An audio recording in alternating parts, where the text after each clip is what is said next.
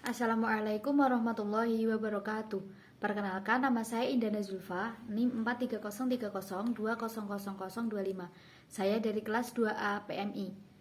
Video ini direkam untuk memenuhi tugas UTS mata kuliah fikih yang diampu oleh Ibu Hartinisi. Pada kesempatan kali ini saya akan menyampaikan sedikit resum materi dari buku yang saya baca, yaitu Infak dan Sodakoh yang ditulis oleh Ustadz Husnul Albab. Buku ini diterbitkan oleh Bintang Usaha Jaya dari Surabaya. Selamat menyaksikan. Di dalam buku ini dijelaskan berbagai macam hal tentang sedekah. Salah satunya yaitu bagaimana sih cara kita menumbuhkan rasa cinta kepada sedekah.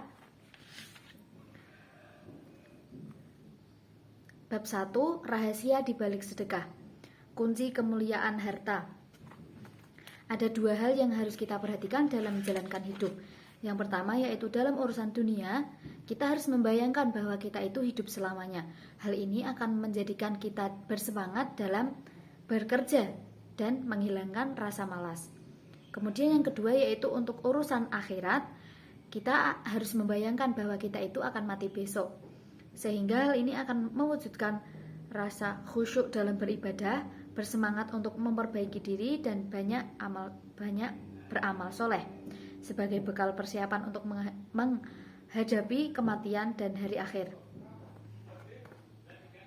Kemuliaan harta itu bukan terletak kepada fasilitas yang mewah, berlimpahnya materi atau kekayaan, tetapi hakikat kemuliaan harta itu terletak kepada kemanfaatan harta itu sendiri, dan harta yang bermanfaat adalah harta yang dimanfaatkan untuk kemaslahatan umat atau orang banyak.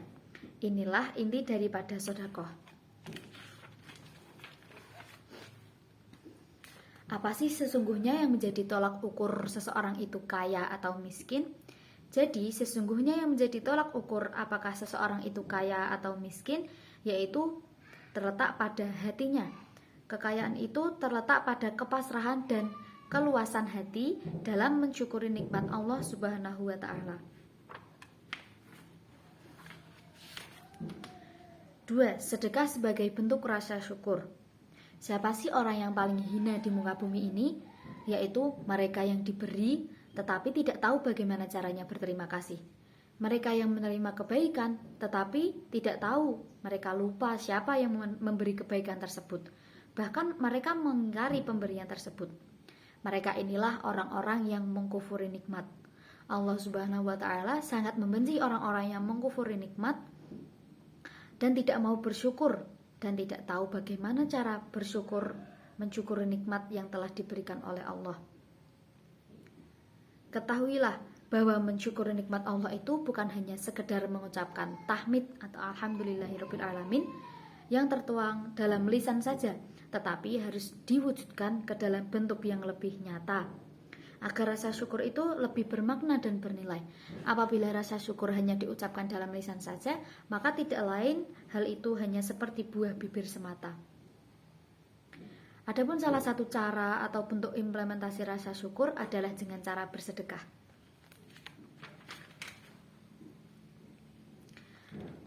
Apa sih manfaat dari bersedekah itu? Manfaat dari mensyukuri nikmat Allah. Di antaranya itu akan kembali kepada diri kita sendiri, yakni akan dikayakan hati kita dengan kebaikan dan dilapangkan jalan rizki kita dengan rizki yang barokah, sehingga nikmat dan keberuntungan yang kita peroleh pun menjadi semakin berlipat ganda dan berbuah manfaat, baik itu bagi diri kita sendiri maupun orang lain. 3. Sedekah sebagai jalan meraih cinta Allah. Bagaimana wujud cinta seorang hamba kepada Sang Khalik?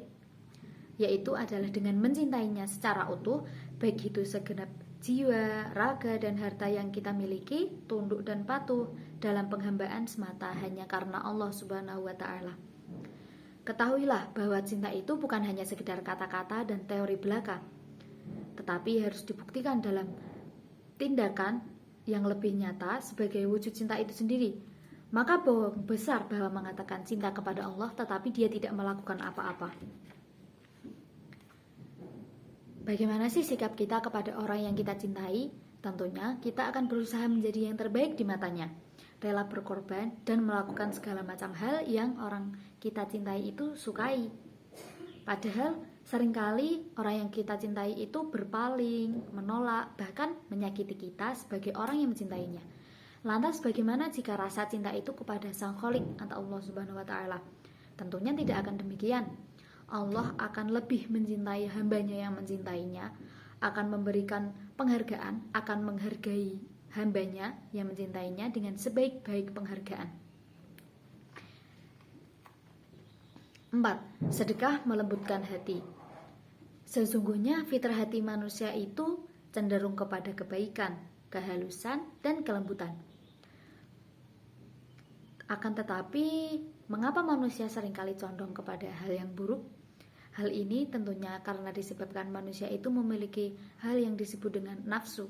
Nafsu inilah yang menyebabkan manusia itu didominasi dengan perbuatan-perbuatan buruk, atau kita seringkali terjebak ke dalam perbuatan maksiat, keburukan, dan ketidakpuasan atau sifat serakah.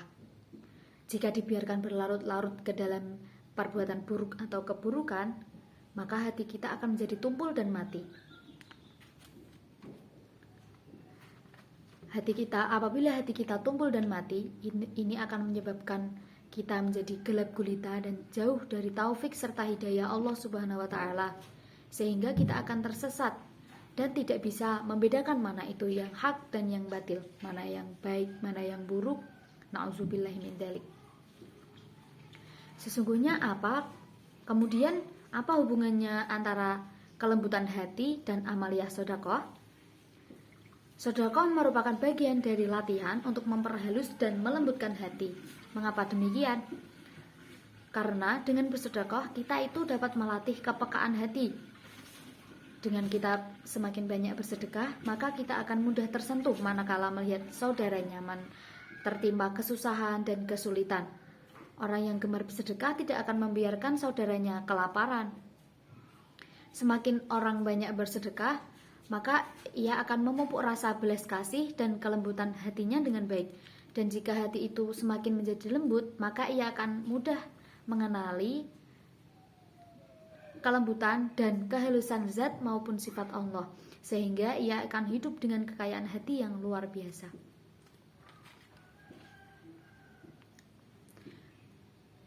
Mereka yang gemar bersedekah, mereka yang murah hati, itu rela mengesampingkan kepentingan pribadinya demi kepentingan orang lain, sekalipun dirinya itu sedang dalam keadaan yang sangat butuh, karena hatinya telah dilembutkan dengan rasa kasih sayang yang berlimpah terhadap sesama, maka dia rela mengesampingkan kepentingan pribadinya.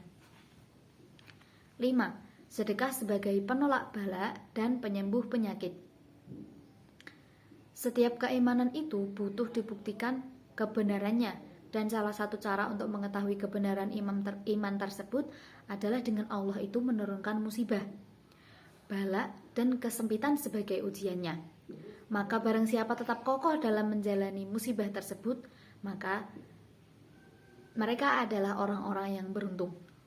Akan tetapi di antara kita itu memang banyak yang mudah mengeluh, berputus asa, bahkan berburuk sangka kepada Allah atas sesuatu musibah yang menimpa diri kita.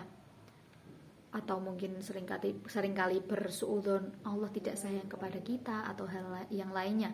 Padahal sesungguhnya musibah itu merupakan bentuk perhatian Allah kepada hambanya, dan sebagai sarana pembelajaran bagi kita agar menjadi orang-orang yang sabar, agar mengetahui bagaimana caranya bersabar.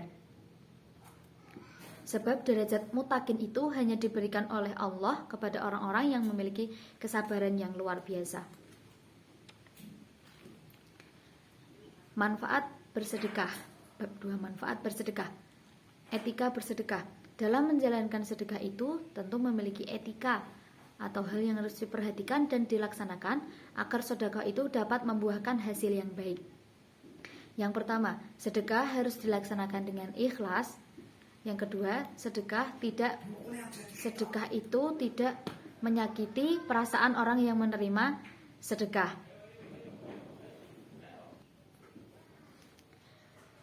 Dua, tidak menyakiti perasaan yang disedekahi. Bagaimana maksud dari pernyataan tersebut? Yaitu seringkali ada orang yang menganggap bahwa dirinya itu kaya sehingga dia tidak mau menerima sedekah. Kita harus menghindari orang yang seperti ini sehingga kita tidak akan menyakiti perasaan orang yang akan kita sedekahi. Yang ketiga, sedekah itu harus dengan harta yang halal dan baik. Tidak boleh bersedekah dengan harta atau barang hasil curian. Yang kedua, bagaimana cara menumbuhkan kecintaan terhadap sedekah?